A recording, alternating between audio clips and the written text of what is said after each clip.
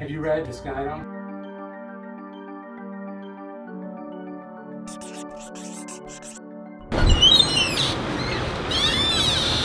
Only books that you love. Only books that we love.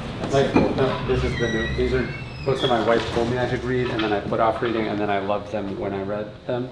This is amazing. That this woman's first book is unbelievable. Huh? Do you know this story? This couple is like decides to go on a sailing trip from London to New Zealand, and then literally in the middle of it, like outside Hawaii or something, a whale jumps and sinks the boat, which you wouldn't think could have actually happened, but it did. And then they spend like 8 weeks in a raft floating in the ocean, and they're catching sharks and turtles. It's amazing. That's incredible. Super good story. Because like they say they had like a diary, so there's like diaries of a good chunk of it. It's amazing. This is also awesome insane. So good. I take that one.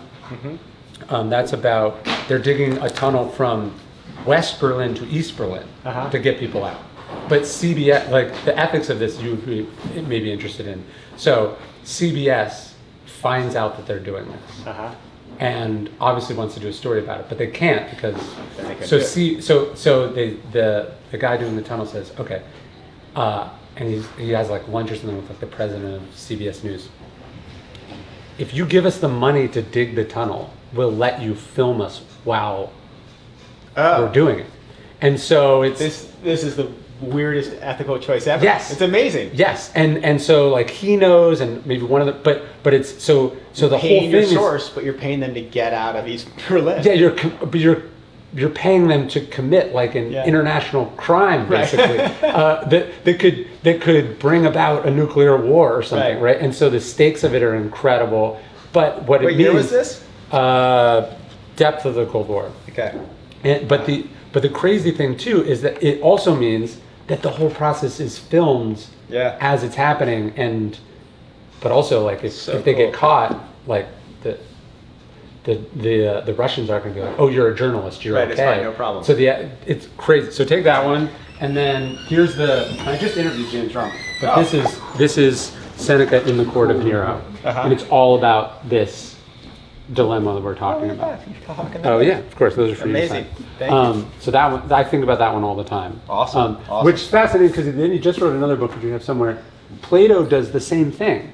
Plato goes and he doesn't just want to be an academic; he wants to be involved in politics, and so he's like the teacher of this tyrant who he's trying to convert to democracy. Right. But really, the tyrant is just using his reputation to make people think he's more democratic than he is. Like an Anakin Obi-Wan. And so that's the interesting thing about Seneca too, is you could go like, okay, yeah, he's the adult in the room, but also and you understand this stuff more when you see analogs of it happening in the present, is you're like, okay, but also I bet other people are saying, well, Nero can't be that bad, or Seneca wouldn't be working with him. Right?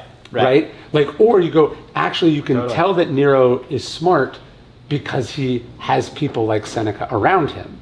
And it's like, so yes, on the one hand, you're constraining them by taking papers off their desk or being like, do you really want to murder this person or not? And then you're also enabling and emboldening them to do the horrible things that they're doing. The dynamic between Nietzsche and Reagan, where he's like a democratic establishment, like Cold Warrior.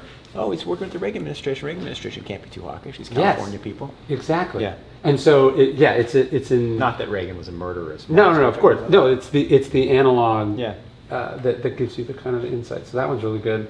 This book on Churchill and his son is interesting. I haven't read that one. I've read a good bit about Churchill, but I haven't read that one. I love Robert Wright's stuff. Oh, that book is so good. His whole, I saw that you had some of his other ones. The Moral Animal is very good. Yeah.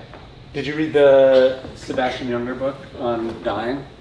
No, but Sebastian Junger, fun fact about him, he has, I believe, the fastest marathon time of any journalist. He ran like a 2:19. Really? Yeah. He was here, he didn't tell me this. Yeah, well, he was like a brief period of his life. He was like near Olympic trials level. It's kind of amazing, right? Yeah. Yeah. Wow, I did not know that. I saw his YouTube video in the time of dying, but I haven't. The book is really good. Let's see. Have you read Kafka's Letter to the Father? I have read Kafka's Letter to the Father. Yeah. I think that's one of the greatest Yeah. parenting. And my favorite part This about one's it. great too. I'm talking to him soon. Yeah, about, he's in the book, in your book. Yeah. But for Yeah. the other one, I think that I put that in the parenting section deliberately because I think it's actually a parenting book. It's totally a parenting book. It's so good. No, he's awesome. But yeah, my favorite part of the Kafka thing is that he writes the letter, sends it to his mom to give to the mom, and then she doesn't. And then you go, oh, it's a dynamic. It's not just like you have one parent. Yeah. Like the parents were attracted to each other for some reason too, and then they have their own toxic relationship or dynamic that affects the kids. This is such a good collection, right? So. Yes. Started in the Atlantic. God bless him. He's great. Although he just joined, She writes for us. He's She's at a the buddy. Free Press now. Like her a lot. She's awesome. We should have Olga's book around here somewhere too, Good. unless we sold it. She was here. I like her. And we should have Tom Nichols' book, The Death of Expertise, somewhere. Malcolm, a runner, obviously. Yes. Yes. I've run with David before. I've never run with Malcolm. We should have What I Talk About When I Talk About Running. I know you already read, but it's one of my favorites. Did you read The Novelist as a Vocation, his writing book? No, I've never read that. It's good. I read What I Talk About When I Talk About Running, and then I was just I read it 15 years ago, 10 years ago, and then so I just did the Greece Marathon. Oh, cool. Yeah. Did you read, there's a wonderful, you like this book, her name is like Andrea, and it's a book about running with the Greeks, and it's sort of like Greek wisdom for running a marathon. Like so she's a scholar of like Greek history and the greats, and it's like full of these beautiful insights about running, and then she runs the Athens Marathon. Wow. Her name is Andrea Maracolongo, I think. Okay, I'll get It just came out like a few months ago. It's so Wow. good. Yeah, All right. It's really good. Because he does it in the book, he does it backwards. And so I was like thinking about would I do it that way? Because that is the pain in the ass. It's like, how do you get 25 miles away or whatever? Yeah. But no, I did it. It was fun. And then I talked to, do you know Dean Karnazes? Yeah. I talked to him a few times. So he heard I was there and he called me and he was like, hey, like, when are you doing it? And I was like, oh, I'm doing it. He's like, oh, I'm sorry, I'm out of town. I would just do it with you. He was just like going to do it, like at the drop of a hat. Like, and I was going to run 26 miles, no problem. Yeah, that guy's and then I was like, at some level also grateful because I only like running by myself. It was interesting. Yeah. There aren't that many great books about running, weirdly. No, very few. I like Once a Runner is the classic by John Parker, the novelist. Yeah, I hated that book. It's cliched and dorky, but it's awesome. Yes, it's very like I'll fight you on that weird. one. And Dirt by Alex Hutchinson's really good. Yeah. This one, Sabrina Little has like a book about running and philosophy that I like a lot that came out like a year or two ago. Oh, what's that?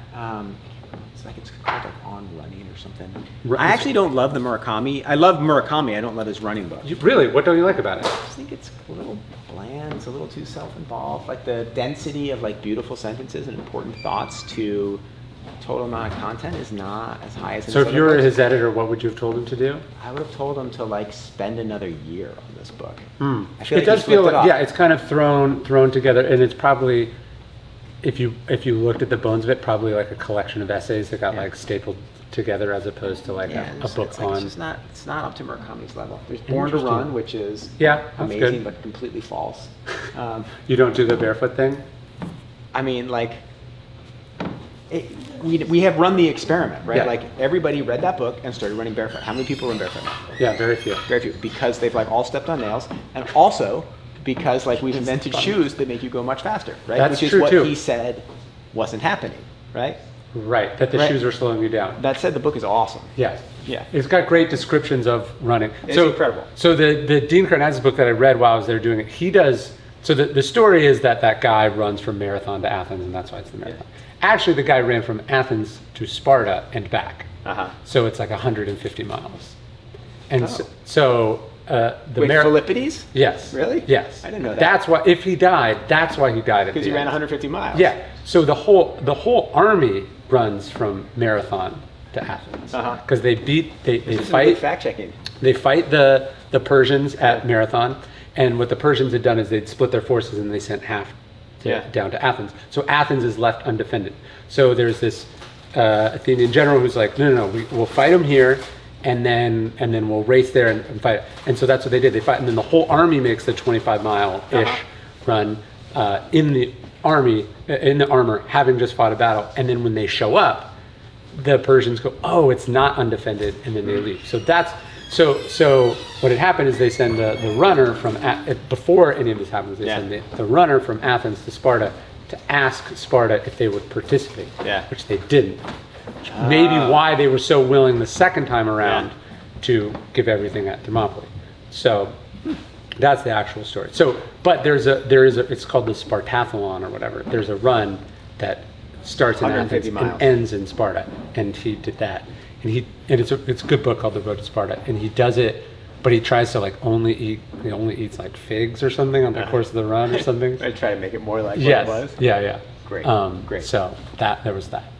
That's not great for your digestive system. I think if I'm remembering correctly in the book, he talks quite at length about problems that it's feeding in the digestive system. Yeah, running books sometimes have a little too much on that, but yeah. Yes. Yeah. But yeah, there's not really that many great running books. Peter Sagal's book is kind of fun, but it's not. It should be better. There should be more. Yeah. Why? I wonder why that is. I don't know. Especially because they might listen to it on audiobooks while they're running. Right. Like now the market is. There are more running books coming out. There have been a whole bunch that came out in the last year, but nothing that I've totally loved. I think the tie between writing and running is interesting too. Mm-hmm. That's, I think, obviously what comes off. And that is a nice thing in Murakami's book, right? His lines about what he's learned about writing and how it ties into what he's learned from running. Yes. That I liked. Yes. What else do you like? What have you read? Have you read any of these recently? I read this one, of course. For us. That he's was amazing. Oh, this book is awesome. I love it. Oh, he's the best. He was just that one. Obviously read the Janet Malcolm and David Halberstam.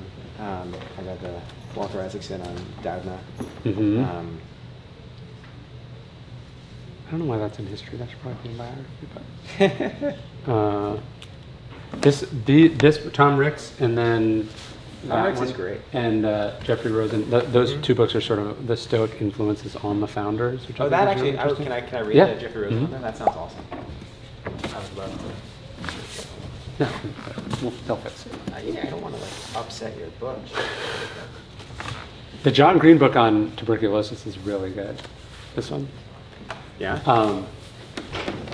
It sort of goes to the point on RFK that we're talking about. He basically he's like, we could live in a world where no one gets tuberculosis. We just we choose not to live in that world. Yeah. Because we think it's not a problem that affects us. And he's like, let me tell you, here's what it's like with COVID. Is what's going to happen is we're going to develop a new strain of tuberculosis that the current medication doesn't work on. Yeah. And then we're all going to have tuberculosis again. It kills like a million people a year. And we're just like, that seems like an okay number, which is of course insane. Yeah. This guy was a friend of mine in college. You knew him? Yeah. Wow. Buddies. That book is incredible. It's the best book about dying I've ever read. It's just that someone could write that book, period. Yep. Who's not like a professional writer is insane. And then to do it as you're dying is insane. Yeah. That book just that book made me cry so much. Have you read Death Be Not Proud? Mm-hmm. Do you know who John Gunther was, the journal? Yeah. So his son gets a brain tumor at like 16, and his son's like a genius. Mm-hmm. Is about to be accepted to Harvard, and he gets a brain tumor, and it's like about the last year of his son's life, and it's obviously devastating, and then also just one of the most incredible books that you've ever read. This book deserves to be next to. It's surprisingly great.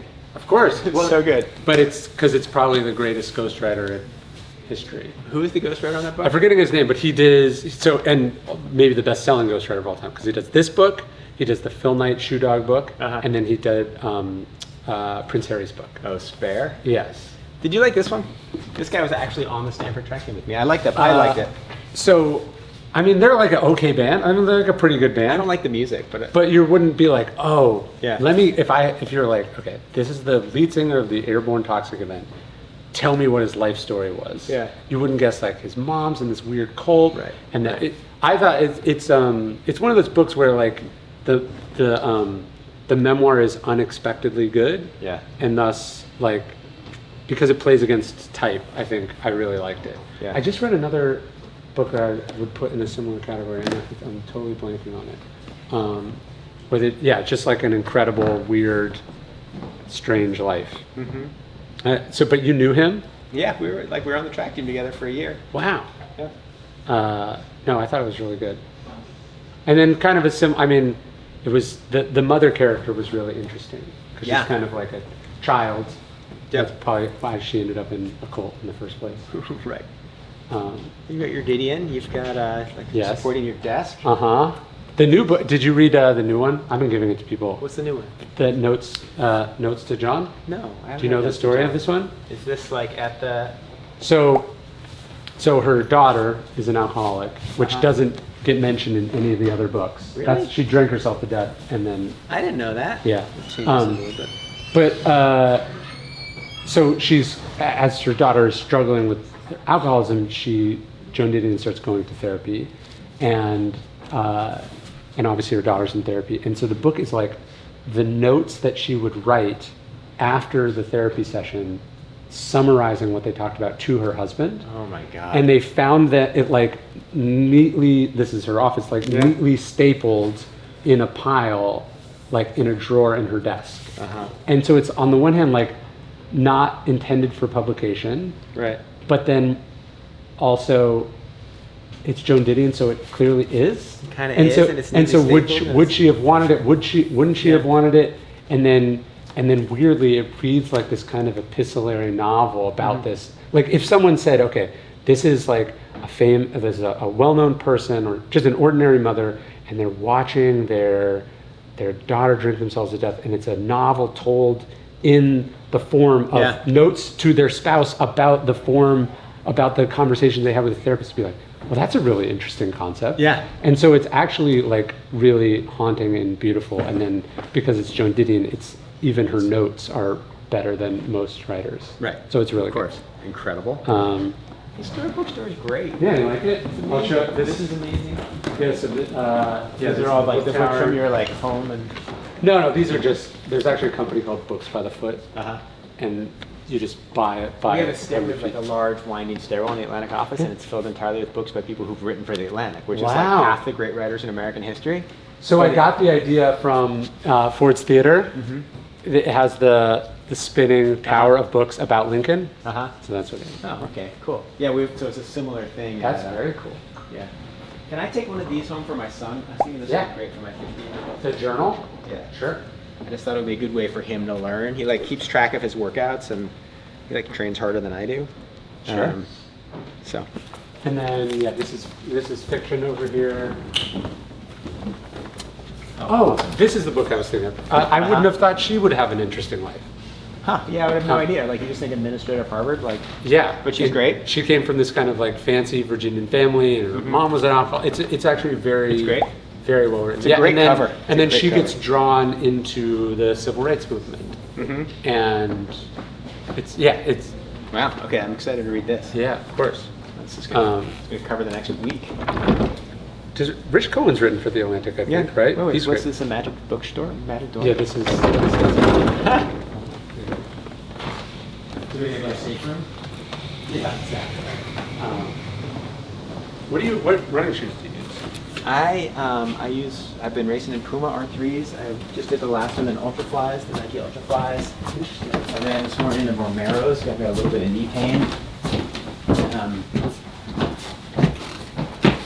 This is where I write. Oh, cool! This is in here, this is where I write. This is incredible. Yeah. This is amazing. What a good space. Yeah. You have your own bookstore downstairs. That was the idea. This is your inspiration wall? No, I'm doing a biography on Stockdale right now. So this is the James Stockdale. Yeah. Like one-time vice president? Well, so that's what. So okay. So. He is a Stoic, right? Like he gets introduced to Stoicism at Stanford. He's the Navy sends him for a postgrad degree in his like early 30s. And he's walking through the philosophy department where he's not taking classes, and this professor's name is Philip Rhinelander, who had been in the Navy. He sees him and he thinks he's like a professor. Yeah. And they're just talking, and then he finds out he's in the Navy, and he gives him. Let me see if I have. Gives him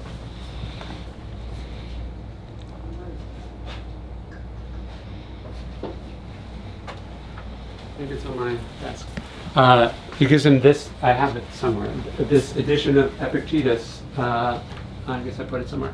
But gives him a copy of Epictetus, and and that's what he's reading in his bunk on the carrier, like the day that he takes off. And so he famously is testing Stoicism in the laboratory. But I've been. He's like, I mean, so he's born in 23. So he's kind of born in this, like, we tend to think of the Vietnam guys as being of a certain generation. Yeah. But he's like 38 when he gets shot down. So he graduates in 46 from the Naval Academy. So he's technically like a World War II guy. Yeah. He's in Jimmy Carter's class at the Naval Academy. So he's kind of like in this like elite circles, but he's never the main guy. Like Bill Crow is his like roommate who. Anyways, like one of his classmates goes on to run the CIA. So he's kind of always, but he was never the main guy until he gets shot down in the war. But the crazy thing is, which I haven't gotten to yet, because I'm still, Korea hasn't happened in the book where I am. But he is in the air the night of the Gulf of Tonkin incident. Oh, really? And reports that nothing happens. So I'm fascinated by this. Like, that's incredible. So you spend 7 years as a prisoner of war being tortured to give up your secrets. Yeah. And you have the most explosive secret there could possibly be. Yeah. That not only is it an explosive secret, but it would make you doubt whether you should be loyal to the country that you are currently giving your life to not betray. And he knew the consequences of the secret he held when he was. He gives his memo. He's like, "We were shooting at ghosts. There's nothing there." Yeah. But yeah. And so I haven't quite gotten there, so that's I don't know exactly. But there's this. He has this terrible secret, and I'm interested in how he wrestles with that secret in the midst of the whole thing. And then his wife is obviously very interesting because she sort of goes to war with the Nixon administration about it, and then. Wait, so he's in prison 65 to 72? Yeah. So he also, so the idea that he's born kind of like his one of his aunts attends the Lincoln Douglas debates. So like he's of that era, right? Like it's crazy, like, you know. So like I'm presenting him as this kind of man from the past, and then so he goes in 65 when Vietnam is still not the Vietnam. Like what's the famous New Yorker piece that kind of blows it open? But Vietnam, he obviously there's problems with it, but it's not the same thing. So he goes in 65, he comes out in 72, like. He's this kind of Rip Van Winkle character where he misses all of it. And his war is at 30,000 feet, not at, he's not like watching people bleed out in the race the whole career of Jimi Hendrix. Yes. When he comes back, his son, who was like in middle school, is now at college protests against the war. Yeah. And, so it's this fascinating arc, and then like the political thing at the end is this kind of weird story because the reason he has this debt to Perot because Perot does all this work for the prisoners while they're in there, takes care of their families. He sends the plane that picks them up. So when he says, "Hey, do you want to be my vice president?" He's like, of course, duty bound. Yeah. So he kind of is that, and then he gets up there, and he thinks he's asking this philosophical question. Like he was like, "Who am I? Why am I here?" Yeah. Like he wanted to say like, "I'm not a politician. I'm a whatever," and then we just laugh him off the stage. Yeah. What a bummer. So that's the arc of his life. So cool. That's great. That's great. Yeah. Sweet. I love that you're doing that. That's an ambitious project. Yeah, we'll see. Maybe it'll work. That's why I was fascinated by the Buckley book, because it's another book about a not well-known person, but it's interesting. Yeah. So. I mean, one of the things that I loved about getting to write about Nitsa in Canada is that I felt like studying their lives made me smarter every day. Just like understanding how they made choices and what they did. And have you read this guy at all? He's written for The Atlantic. I have not read from the old days. He's one of Emerson's friends. Yeah. So he is a translator of Epictetus in the 1860s, and then he raises and leads one of the first black regiments in the Civil War. Wow. And he wrote a book about it too, which I forget what it's called, but this is a collection of his. This has probably got some of his Atlantic pieces. Nice. Let's see. It's nice to have a history that you can be proud of as a publication, because it's not true of all of them. No, of course. Some of them, they publish some real shitty people. Yeah. We published some shitty ones too in like the 1890s. Oh, like who? We had some severe anti-immigration pieces. Interesting. Yeah. Like there was a real kind of spasm of racism in the publication. Like the editor was I can't remember exactly what it's called. I can't remember the guy's name. But it was, like... Oh, like a Ghazi or whatever? Basically close Staten Island, right? Like stop letting these smelly people in. Huh. Yeah. In fact, there's a famous poem that is like the poem used by an anti-immigrant crowd that was written by an editor at The Atlantic. Yeah. Oh, and then his other thing is he discovers and publishes Emily Dickinson. Oh, good work. Yeah. Good work. Does he mention it like The Atlantic here? I'm sure it's Dickinson.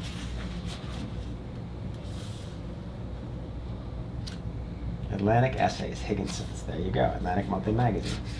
Cool. Yeah. But he's like that's sort of to me again the tradition of like the Stoics being active and engaged in a way that we don't think of. His writing career advanced by invitation to be among the first regular writers to the newly founded periodical, the Atlantic Monthly. There you go. Yeah. Good stuff. Good stuff. Cool. Awesome. Well, thanks. I think we just have to take a picture and then let's do it. I read a lot. It's sort of my job. You can't write without reading. For almost 15 years now, once a month, I send out an email with my favorite book recommendations for that month. Books that I've been reading, books that I've been going through, books that changed my life, that inspired me, that I think connect to what's happening in the world. And you can sign up right now at ryanholiday.net/reading list.